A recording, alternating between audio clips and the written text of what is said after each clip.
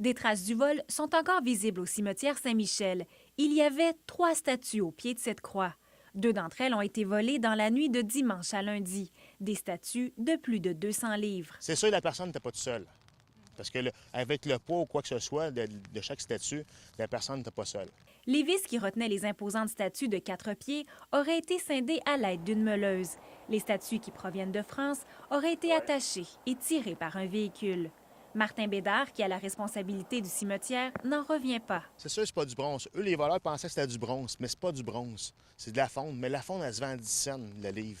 Ils n'auront rien pour ça. Ils vont avoir 50 ou 60 piastres. Mais sauf le pire, c'est un manque de respect. C'est un manque de respect. En 2019, là, je peux pas croire qu'on est rendu à voler des statues, là. Les voleurs sans scrupules ont visiblement manqué de temps pour terminer le travail. Ils avaient commencé à retirer les vis de la 3e statue.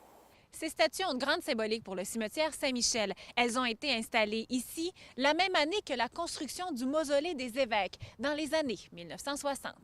Aujourd'hui, avoir les statues identiques en fonte, il n'y a plus de moule pour ça, pour construire ça. Aujourd'hui, c'est en ciment ou en plâtre. C'est sûr, il y a des fermetures d'église, mais c'est intérieur, les statues. Mais extérieur, j'en ai pas.